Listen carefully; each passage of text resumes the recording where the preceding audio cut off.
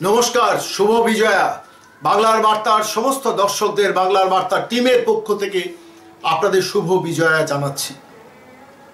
পুজো তো গেল, পুজোর সময় মার কাছে কিছু আপনারা চেয়েছেন। আপনারা যারা বাংলার বার্তা লক্ষ লক্ষ দর্শক আপনাদের বলছি, আপনারা মানুষের কাছে, ঈশ্বরের কাছে, ভগবানের কাছে, মা দুর্গার কাছে নিশ্চয়ই তো কিছু প্রার্থনা করেছেন, নিশ্চয়ই করেছেন, সে কথা থাক। কিন্তু কি প্রার্থনা করেছেন আমরা জানি না, জানতে চাইও না, কিন্তু নিশ্চয়ই কিছু প্রার্থনা করেছেন। যেভাবে আমরা বাংলার বার্তার পক্ষ থেকে মা দুর্গার কাছে নির্দিষ্টভাবে প্রার্থনা করেছি, বাংলায় মুক্তি দাও, মুক্তি, বাংলার নির্বাসন থেকে মুক্তি দাও, কারাগার থেকে মুক্তি দাও, লক্ষ লক্ষ বেকারের যুবকের যন্ত্রণা বোঝো মা, বুঝে বাংলাকে মুক্ত করো, 14 তলার একজন স্বেচ্ছাচারিণীর স্বেচ্ছাচারিতা থেকে বাংলাকে মুক্ত করো, নতুন একটা স্বপ্নের বাংলা গড়ে তুলতে সুযোগ দাও। মা দুর্গার কাছে প্রার্থনা করেছি। মা দুর্গা যে কটা দিন ছিলেন, করোনা বহের মধ্যে ছিলেন, প্যান্ডেলের মধ্যে দর্শক সেভাবে কোনো কোনো জায়গায় ঢুকেছে, কোনো জায়গায় ঢোকেনি, কিন্তু মা দুর্গার কাছে প্রার্থনাটা আমরা বাংলার বার্তার পক্ষ থেকে রেখেছি, রেখে বলেছি মা একটু অন্তত বাঁচাও, বাংলার মানুষকে বাঁচাও। দীর্ঘদিন ধরে 5 দশক ধরে কেন্দ্রের সঙ্গে লড়াই করা একটা না একটা সরকার বাংলায় থেকেছে, 5 দশক ধরে। একটু ভেবে দেখুন তো, বাংলার বার্তা দর্শকদের বলছি, সব সময় কেন্দ্র বিরোধী জিহাদ। একটা রাজ্য সরকার কি করে চলবে যদি সব সময় আপনি কেন্দ্র বিরোধী জিহাদ কিংবা স্লোগান দিয়ে রাখেন? ধরুন আমি বলছি 77 সালের পর থেকে 34 বছরের বাম আমলে 9 বছর ধরে এই তৃণমূল আমলে সমানে ঝগড়া ঝগড়া ঝগড়া, অশান্তি, যা কিছু কেন্দ্রে সব কিছু খারাপ। আরে কিছু ভালো তো বেছে নিতে হয়, কিছু সমঝোতা, কিছু আন্ডারস্ট্যান্ডিং করে বাংলার মানুষের দারিদ্র্য ঘোচাতে হয়, চেষ্টা করতে হয়। ডক্টর বিধানচন্দ্র রায়কে মনে পড়ে কিভাবে লড়াই করেছেন। পণ্ডিত নেহেরু সদাই ছিলেন না, কিন্তু পণ্ডিত নেহেরুর সঙ্গে লড়াই করে বাংলার মানুষের অধিকার একটার পর একটা 1947-এর পর থেকে 1962 সাল পর্যন্ত যতদিন বেঁচে ছিলেন লড়াই করে কিন্তু মানুষের অধিকারগুলোকে এই বাংলার জন্য অনেক কিছু চেয়ে এনেছে। কেন আমরা বাংলার মানুষ পাবো না? আমরা তো ভারতবর্ষের নাগরিক। শুধু কেন্দ্র বিরোধী জিহাদ করে কেন্দ্রের সঙ্গে সম্পর্ক খারাপ রেখে দিনের পর দিন বাংলার মানুষকে বঞ্চিত করার এই ইতিহাস এবার বন্ধ হওয়া দরকার। নতুন একটা স্বপ্নের বাংলা গড়ে তোলা দরকার, যে স্বপ্নের বাংলায় কাটমানি থাকবে না, কমিশন থাকবে না, ঘুষ থাকবে না, তোলাবাজি থাকবে না, প্রমোটিং থাকবে না, একজন স্বেচ্ছাচারিণী নেত্রীর মিথ্যে কথা বলা থাকবে না, সততার নামে ভণ্ডামি থাকবে না, কোনো একজন ভাইপোকে প্রমোট করা থাকবে না, শুধু একটি পরিবার, একজন পিসি ভাইপো কোম্পানি থাকবে না, একটা মানুষের সরকার থাকবে, ট্রান্সপারেন্ট সরকার থাকবে, ভাইব্রেন্ট সরকার থাকবে, একদম পরিচ্ছন্ন মানসিকতার একটা সরকার থাকবে, যেখানে মানুষের যন্ত্রণার কথা বলা যাবে, যেখানে বিরোধী রাজনৈতিক দলগুলো নির্বিঘ্নে রাজনীতিতে অংশগ্রহণ করতে পারবে, পলিটিক্সে পার্টিসিপেট করতে পারবে। এমন একটা বাংলা দরকার যেখানে 34% মানুষ তাদের নমিনেশন জমা দিতে পারবে না পঞ্চায়েতে, এরকম হবে না, যেখানে কাউন্টিংয়ের দিন ছাপ্পা মারা হবে না। কেউ কি ভাববো না আমরা বাঙালিরা? 34 বছরের বাম আমলে তো অনেক বেশ কিছু ভালো কাজ হয়েছিল, ভূমি সংস্কারের মতো ভালো কাজ হয়েছিল, পঞ্চায়েতি রাজ নির্বাচনগুলো শুরু হয়েছিল, একটা গণতান্ত্রিক ব্যবস্থা গড়ে উঠছিল, বুদ্ধদেব ভট্টাচার্যের আমলে একটা শিল্পায়নের চেষ্টা হয়েছিল, একটা হলদিয়া উপনগরী গড়ে উঠেছিল, গৌতম দেবের নেতৃত্বে একটা নিউ টাউন নগরী গড়ে উঠেছিল। কিন্তু এত ভালো কাজের পাশাপাশি একটু ভেবে দেখবেন প্রচুর খারাপ কাজ, নির্বাচনের লুণ্ঠন, বিরোধী দলের হাত কেটে নেওয়া, বিভিন্নভাবে মানে ইলেকশনটাকে প্রহসনে পরিণত করা এবং শেষ পর্যন্ত কারখানাগুলোতে তালা ঝোলানো, একদলীয় শাসন ব্যবস্থা কায়েম। এই খারাপ দিকটা যখন পরিবর্তনের স্বপ্ন বাংলা দেখতে শুরু করলো, সেই সময় বাংলার মানুষকে বিভ্রান্ত করে সিঙ্গুর থেকে টাটাকে তাড়ালেন মমতা বন্দ্যোপাধ্যায়। 2008 সাল 2009 সাল জঙ্গি আন্দোলন করে ইনফোসিস 10,000 শিক্ষিত বেকারকে চাকরি দিতে পারত, তাকে এসিজেড দেব না বলে তাকে তাড়ালেন এবং বুদ্ধদেব ভট্টাচার্যের শিল্পায়নের সমস্ত গতিটাকে রুদ্ধ করে দিলেন। যেখান থেকে যা শিল্প গড়ে তোলার চেষ্টা করছেন, বুদ্ধদেব ভট্টাচার্য কিন্তু স্বপ্ন দেখেছিলেন, কিন্তু সেই স্বপ্নটাকে ভেঙে চুরমার করে দিল মমতা বন্দ্যোপাধ্যায়। এবং তার পেছনে ছিল বামপন্থীদের নৈরাজ্যের কারণ। দীর্ঘদিন ধরে বামপন্থীরা কিন্তু বিরোধী রাজনৈতিক শক্তিকে নিষ্পেষণ করেছেন, একদলীয় শাসন ব্যবস্থা করেছেন, বিরোধী দল করলে ধোবানাতি বন্ধ করেছেন। এটা বাস্তবতা, অস্বীকার করলে চলবে না। এখানে বাম ডাম রাজনীতির কোনো ব্যাপার নয়, কিন্তু যেটা বাস্তব সেটাই আপনাদের বললাম।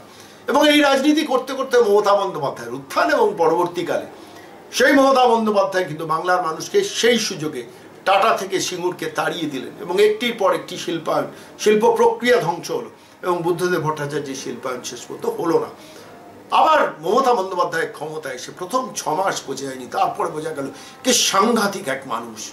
যেখানে বিরোধী শক্তিকে নিষ্পেষিত করবো। বিরোধী হয়ে আপনি জিতলেন, এমএলএ, এমপি, কাউন্সিলর যাই হোক না কেন, তৃণমূল করতে হবে। তৃণমূল না করলে আপনার কোনো জায়গা থাকবে না। এই রাজত্বটা বাংলায় উপহার দিলেন মমতা বন্দ্যোপাধ্যায়। একে একে মিডিয়া, সংবাদ মাধ্যমগুলোকে কিনে নিলেন। আপনি যে কোনো দিন আনন্দবাজার পত্রিকা এই মুহূর্তে কিনুন, করোনা আবহের মধ্যে যখন সরকারের হাতে টাকা নেই, কোটি কোটি টাকার বিজ্ঞাপন, একদিনে 50-56টা করে বিজ্ঞাপন। বর্তমান এই সময়কে সেভাবে বিজ্ঞাপন দেন না, কিন্তু বর্তমান, আনন্দবাজার আজকাল প্রতিদিন প্রত্যেকটাতে কোটি কোটি টাকার বিজ্ঞাপন। পার ডে 3.5 কোটি থেকে 4 কোটি টাকার বিজ্ঞাপন। মাননীয়ার হাসি মুখের পঞ্চমী ষষ্ঠীতে বিজ্ঞাপন বেরোলো, মাননীয়ার হাসি মুখের বিজ্ঞাপন। খুব প্রয়োজন ছিল। এই টাকাটা তো মানুষকে দেওয়া যেত, গরিব মানুষকে দেওয়া যেত। কোনো ভারী শিল্প নবছর এলো না। শিক্ষিত লক্ষ লক্ষ বেকার চাকুরি হারা হলেন, শিক্ষিত লক্ষ লক্ষ বেকার।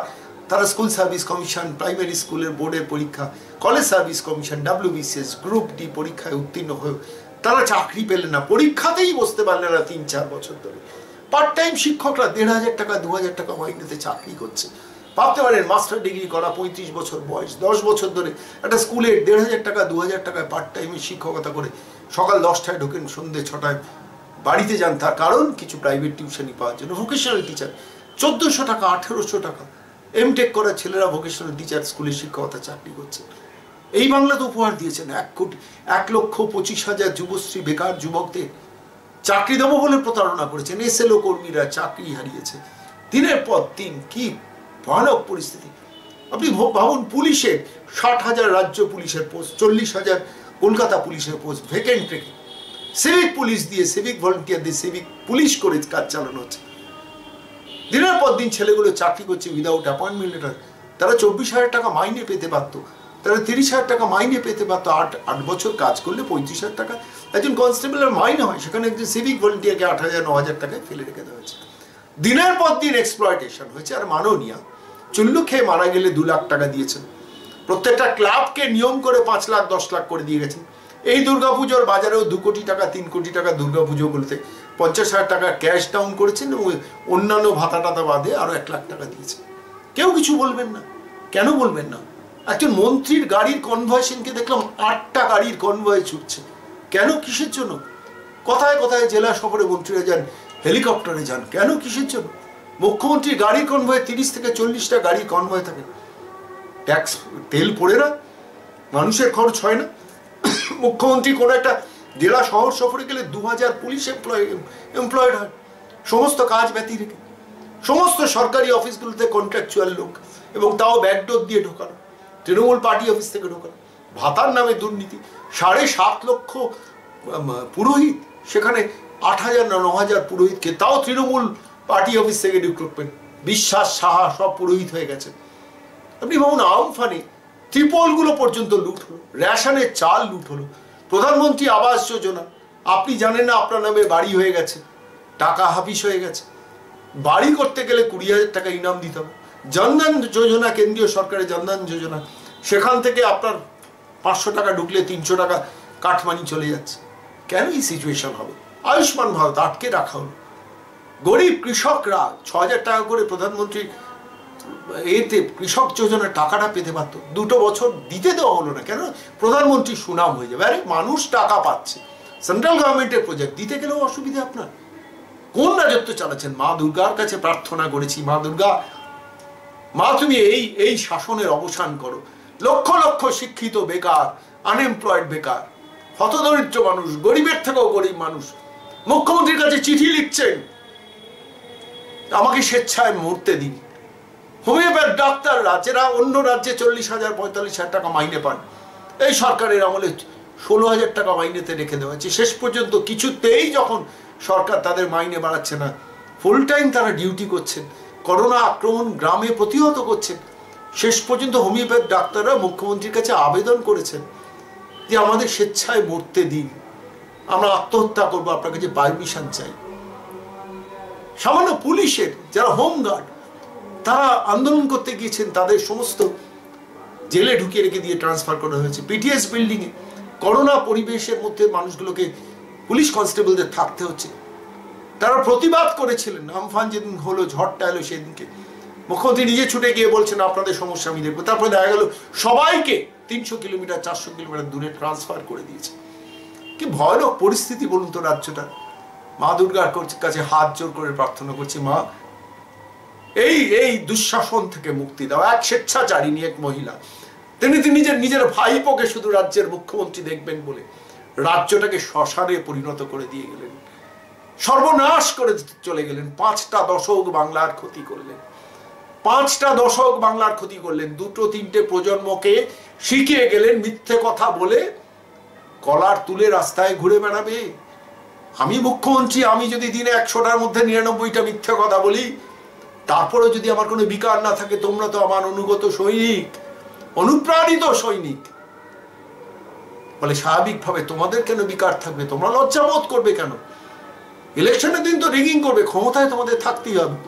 বিরোধী দল জিতে গেলে তাকেও জোর করে টেনে নিয়ে চলে আসবো। এই শাসন থেকে মুক্তি দাও মা। আমলাগুলো, সরকারি আমলা, সরকারি IPS অফিসারগুলোকে বাড়ি গৃহভৃত্যের পর্যায়ে নামিয়েছে।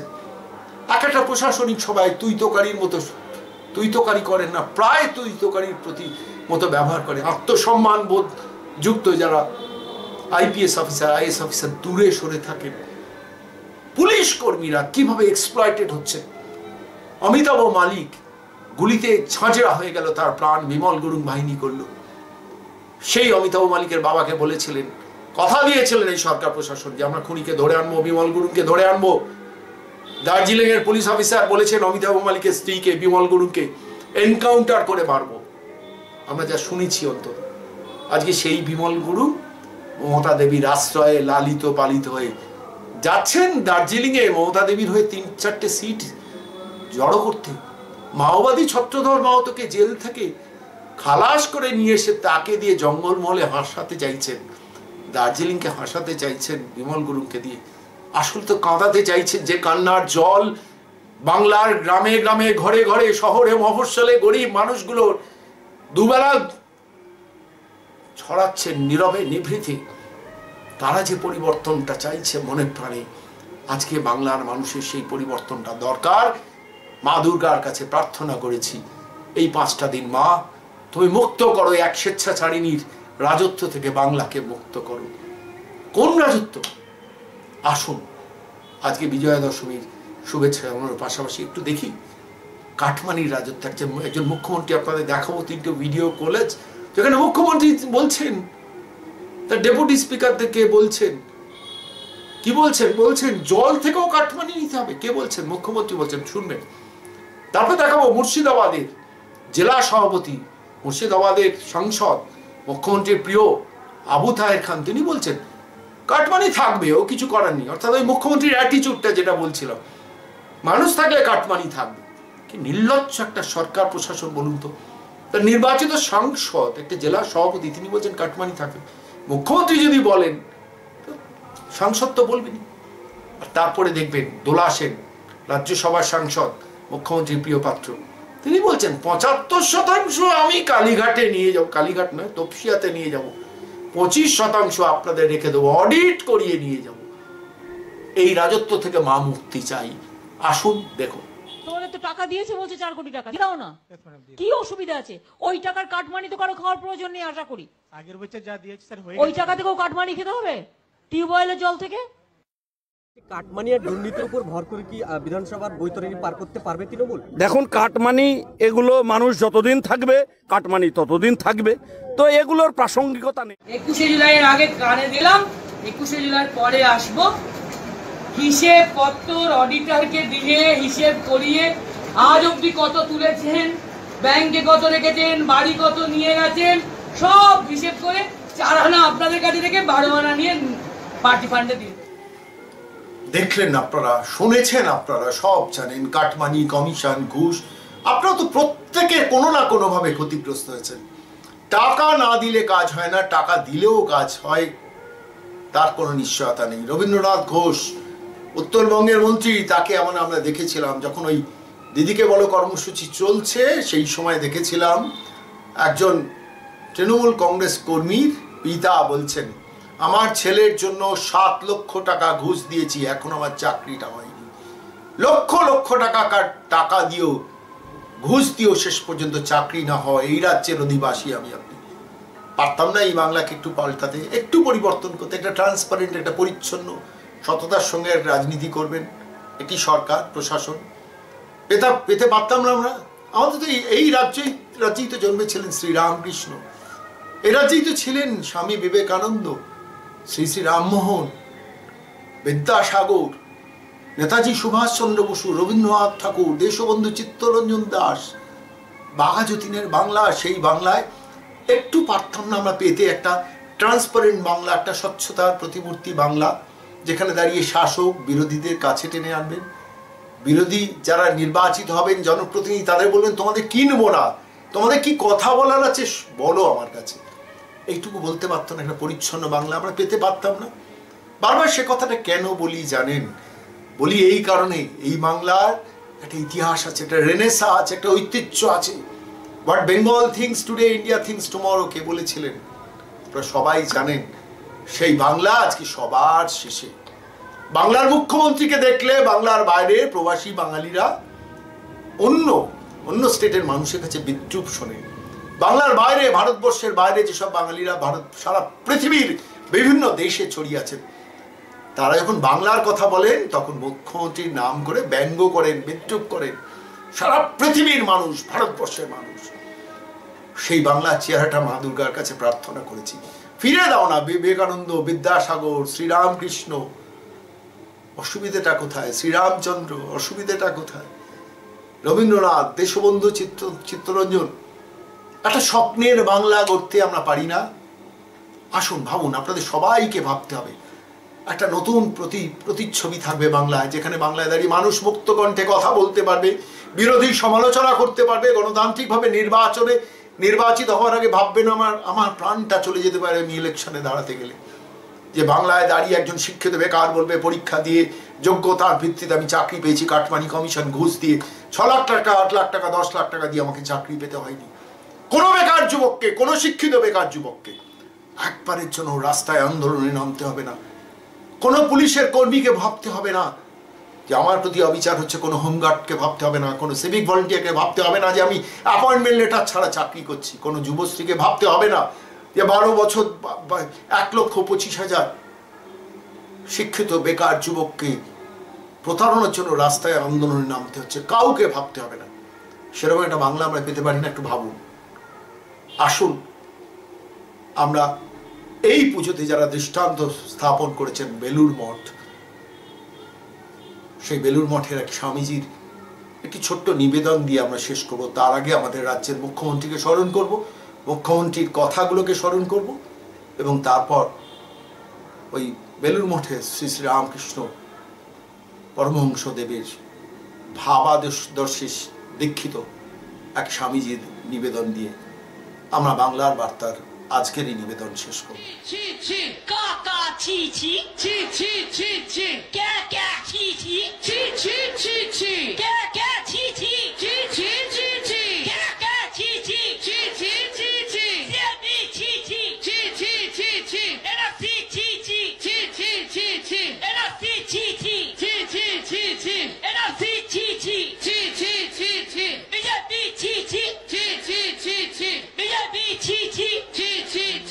राम कृष्ण शरणं राम कृष्ण शरणं शरण्ये राम कृष्ण शरणं राम कृष्ण शरणं राम कृष्ण शरणं शरण्ये।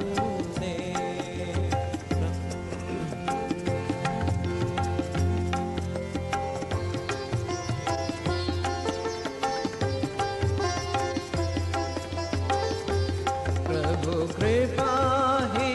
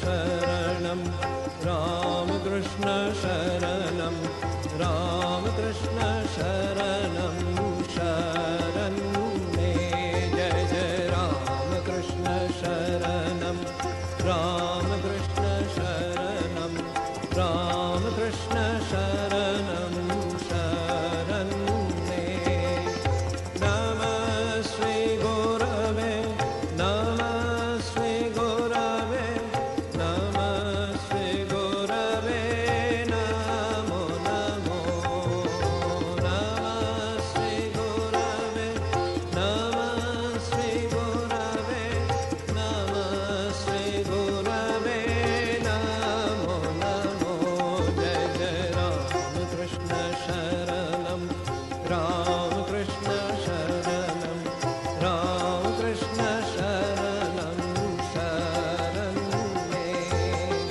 कृपा हि केवलं कृपा हि केवलं कृपा हि केवलं शरणं मे प्रभु कृपा हि केवलं कृपा हि केवलं कृपा हि केवलं शरणं मे जय जय रामकृष्ण शरणं रामकृष्ण शरणं रामकृष्ण शरणं शरणं मे प्रभु शरणागतोऽहं शरणागतोऽहं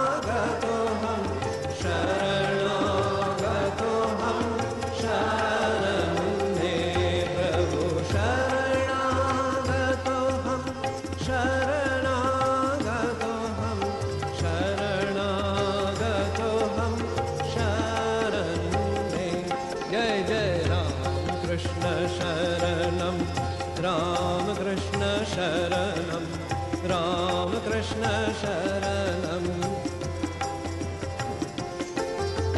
नमः श्री गुरवे नमः श्री गुरवे नमः श्री गुरवे नमो नमो नमः श्री गुरवे नमः श्री गुरवे नमः श्री गुरवे नमो नमो जय जय रामकृष्ण शरणं रामकृष्ण शरणं रामकृष्ण शरणं शरणं मे कृपा हि केवलं कृपा हि केवलं कृपा हि केवलं शरणं मे प्रभु कृपा हि केवलं कृपा हि केवलं कृपा हि केवलं शरणं मे जय जय रामकृष्ण शरणं रामकृष्ण शरणं